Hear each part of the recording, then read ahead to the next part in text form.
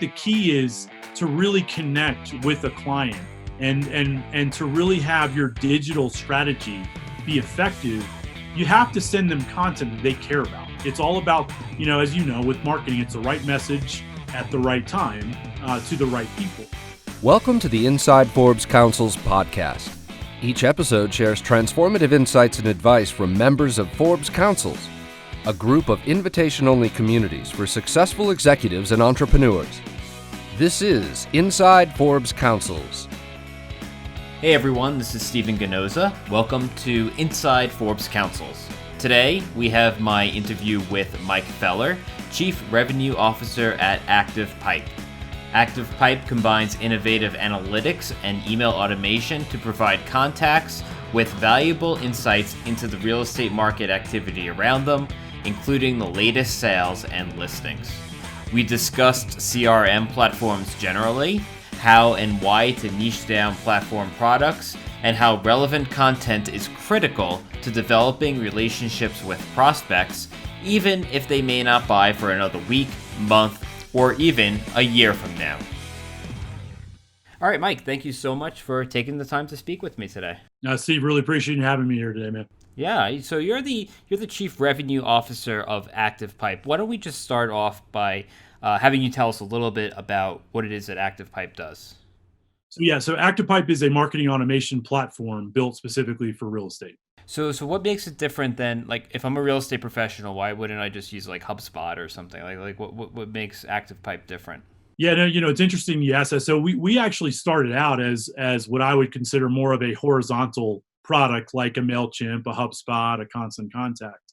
So we started out that way. But what we quickly realized is that, one, we got a lot of organic growth in the residential real estate space. But in addition to that, like the horizontal space is a tough one to play in. So what we ended up doing was we went really deep into the real estate vertical. And as a result of that, we're able to provide a very different customer experience than a HubSpot or MailChimp can provide.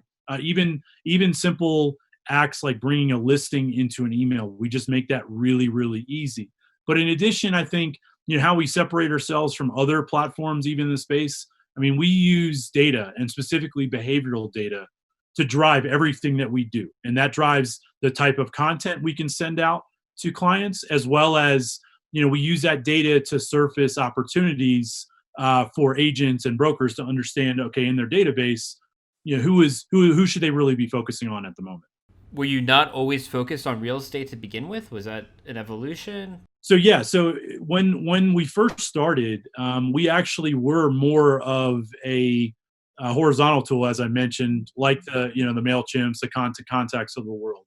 And that's how we started out, and that was part of our strategy. But we realized that that's just a tough space to play in, and it's something that we kind of became a little bit more of a Me Too product, if you will. And so we decided that instead of focusing on that particular strategy, let's go deep into the verticals that we serve and offer a very different customer experience. And then it's a matter of, figuring out when to jump across to new verticals. So to give you an example, right now we're laser focused on residential real estate, but we have applications across mortgage, auto, insurance, commercial as well. And so then it just becomes a question of when do you jump up, when you jump over to the other verticals. So a lot of these platforms, they're kind of aimed at funneling leads through some process. Tell me, like, how this helps the real estate professional manage their leads and qualify their leads or whatnot. Yeah, and probably is worth even helping some folks understand. There's a lot of talk around qualified or unqualified. Maybe even to start there,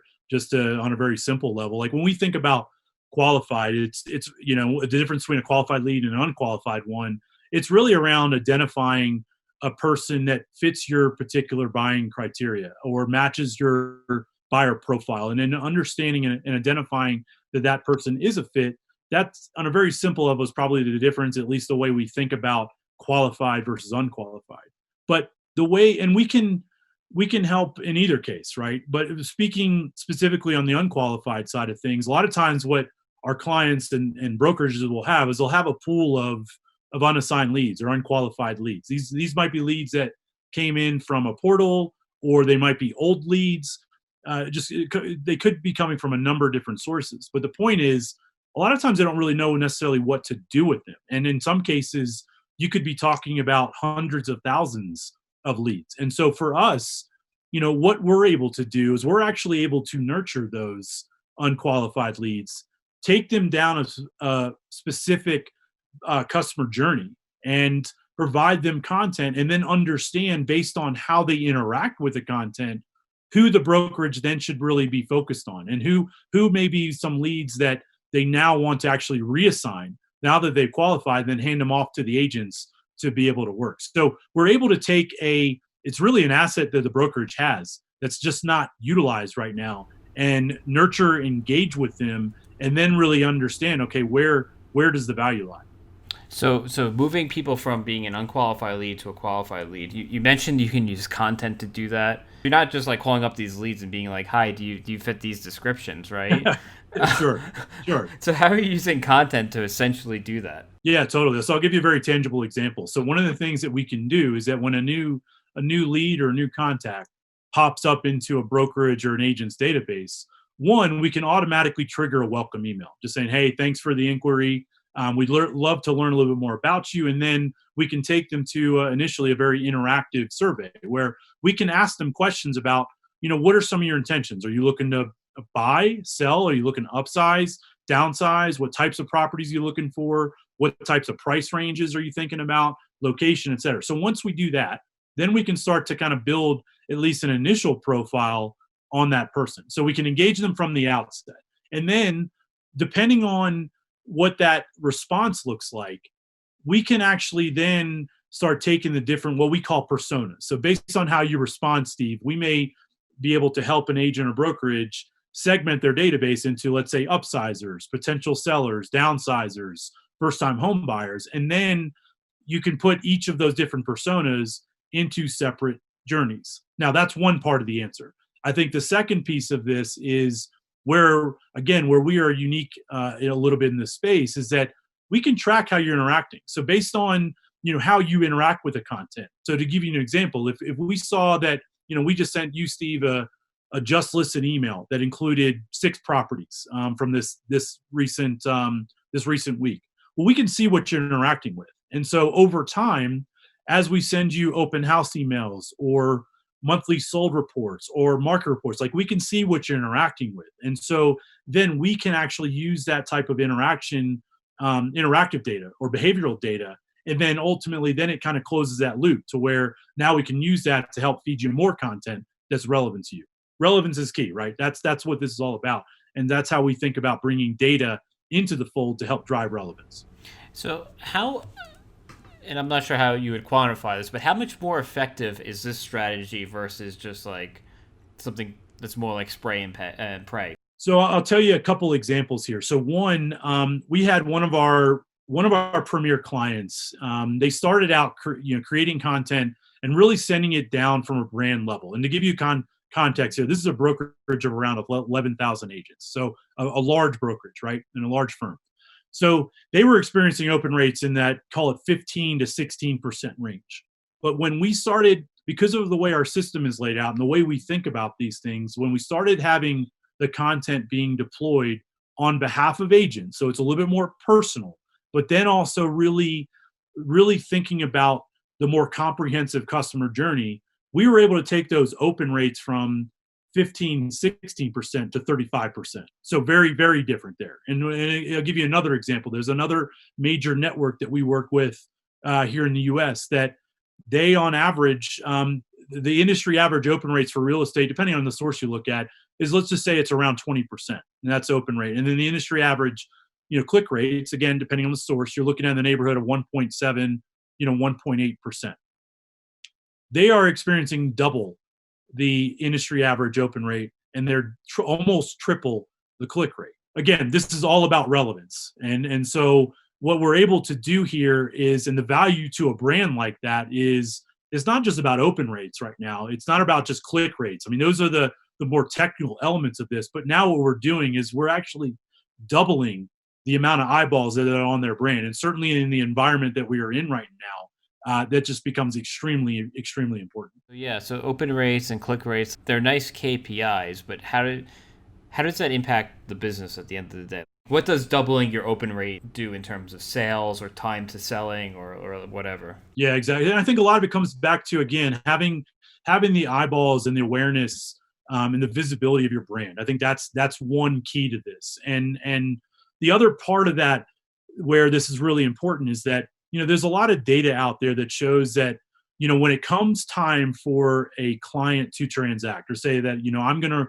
I'm ready right now to list my property, that most people only recall a couple agents at a time. And so when it comes time to transact, they're really only thinking about a couple agents when they're ready to do that. So really the challenge for the agent and the brand is, how do you make sure that you are one of those few that person is thinking about when they are ready to move? And so that's where this just becomes really important around, certainly from a visibility or brand awareness perspective. That's where this can become really, really powerful. And then from the click rate side of things, I mean, that's actually a little bit of a different dynamic, in the sense that, one of the things that we do extremely well is we drive a ton of traffic to our clients' websites. And so that's one of the biggest value adds of email, is that it's a very cost-effective way to drive traffic to your website. And so that's where, when you're doubling and tripling that, you're doubling the amount of people that are looking at your brand, and you are potentially tripling the amount of traffic that you're driving to your website. What you said that I found interesting was that when people are ready to actually transact, right, they're going to go to the agents that they remember. What's unclear to me right now is how, focusing on the relevant emails in turn makes like an agent more memorable. It's just, you see how noisy your inbox is right now, right? Like I got emails earlier on, this week, from Bed Bath and Beyond and from nail salons, et cetera. Like, there's nothing wrong with those businesses, but they're not necessarily like, I'm not necessarily interested in that right now. And so I think the key is to really connect with a client, and to really have your digital strategy be effective. You have to send them content that they care about. It's all about, as with marketing, it's the right message at the right time, to the right people. And so, I think that, to me, that principle is very much applicable here. So maybe you could just explain how you add that personalization into your automations. Yeah, so I'll give you, so one of the examples I laid out earlier, when I said, Steve, we can see that, if you're interacting with a just listed email, as an example. So let's say that email again has 6 to 8 different properties on it. Well, we can see that you are looking primarily at 3 and 4 bedroom properties that are within a certain radius of Denver, within a certain price range. But what you're interacting with might be slightly different than Sally, or different than Ben, right next to you. The beauty of our platform, though, is that we can automate that just listed email to go out every single week. But on top of that, it can be built in a dynamic way, so that the properties that you see in that just listed email, based on your preferences, are different than Sally's and different than Ben's. And so that's where this becomes highly relevant and very personal to your interests. What kind of feedback do you get from your clients, real estate agents, like in terms of features they want? How much do you interact with them to continue developing the platform? And what are you working on to advance it? Yeah, it's a great question. So, for us, we're also a little bit of a unique business, in the sense that we're very much an international one, right? We originated in Australia and really brought the business to the US effectively about 2 years ago. And so part of us coming into this market is right fitting the product, right? Right fitting the product to the market. And certainly, a lot of our early customers were very, very, very important, to that process. And we gather, I mean, it's part of our customer success relationship strategy, that we involve our clients on a very regular basis to gather feedback. What do they like?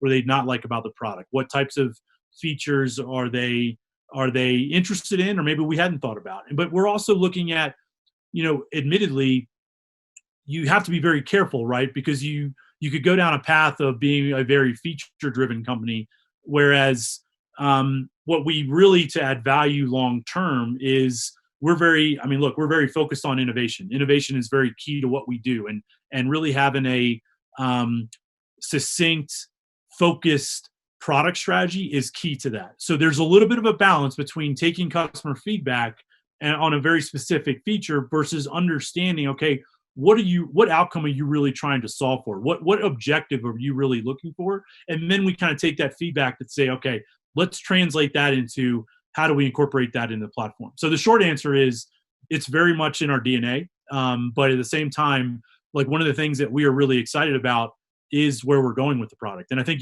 that was another part of your question is, where do we see this going? And, for us, we look at kind of where we are at this point in time as I think we add a lot of value in the space, and I think our product is very unique. But at the same time, we are really excited about how do we enhance the data set that we have, and how do we use that data to really go further and further in an agent's workflow or day-to-day life, or a brokerage's workflow and day-to-day life. And so it's we just recently acquired a company called Home Prezzo that actually really it's such a fantastic complement to what we already do and a natural extension of our existing platform. But we're always looking at ways we can innovate. I don't know if that answers your question or not, but it did. But now I have more questions. Perfect. So are there any other uses for the data besides enhancing, how agents connect with buyers or sellers? Yeah, like the short of it is we haven't done it yet. I think that the commercialization of data, I think is something we definitely have our eyes on. I think that certainly the behavioral data that we're able to gather over, millions of contacts, there's a lot of value just in of that itself. Right now, we are primarily using that data really to power the platform and then help that, provide a very unique experience for a client. But that certainly is something that we will be looking at, or not will be looking at. We have been looking at and figuring out, okay, when is the right time for that? Right. How much of a headache is it to do real estate in different jurisdictions in different countries? Yeah, it's real estate.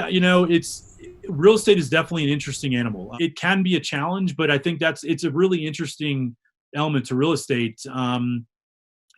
That we have to kind of deal with now openly. Having the MLS system and how fragmented it is. I mean, that's a challenge I think everybody in the space deals with. I think the hope is that eventually there's some people may not agree with this, but the hope is that eventually it moves to some sort of more unified approach. But probably a lot of the people might tell you a little bit differently. But I would certainly hope that it moves in something like that. When blockchain was a lot more in the headlines, a unified MLS system on blockchain was something that was thrown around a lot. And then look, I'll be the first one to tell you this is a little bit outside of maybe mine necessarily domain here, but it's I guess the simple thing there to look at is that when you have a system where there's over 600 different MLSs across the country, to your point, yes, it provides it definitely is a challenge, but that's something that I think we found some ways to kind of work with that. All right, Mike, this is great. How can people find out more about you or ActivePipe? Yeah, I think very on a simple level, they can visit us at www.activepipe.com and they can learn a little bit more about us on the website. If they have specific questions, more than happy to have people reach out to me or my team directly via email. And I always welcome connecting with a lot of folks on LinkedIn as well. So I think part of being a startup and being in a small business right now. So on a personal level, I always welcome that connection. And so people want to reach out directly via LinkedIn or email, totally cool with that. All right, great. Mike, thank you so much for taking the time to speak with me today. Steve, really enjoyed it. Thanks for having me. If you'd like to hear more about marketing, specifically in real estate, I would argue you have to go harder, faster, and smarter. You have to double down on your marketing. You have to invest more in your team, invest more in your infrastructure, pay your employees well, and be aggressive because this is a once-in-a-lifetime opportunity to gain more market share. If you haven't already, check out episode 64, where Larry Janae of CBRE discusses prospecting commercial real estate in a down market. Well, that's all we have for today. As always, thank you for listening. Be sure to subscribe, and we'll see you on the next episode. This has been Inside Forbes Councils, Please be sure to subscribe to us on iTunes, Spotify, or wherever you get your podcasts. If you're a member of the Forbes Councils and would like to participate in our podcast series, please email your member concierge. If you're interested in joining a Forbes Council, learn more at ForbesCouncils.com.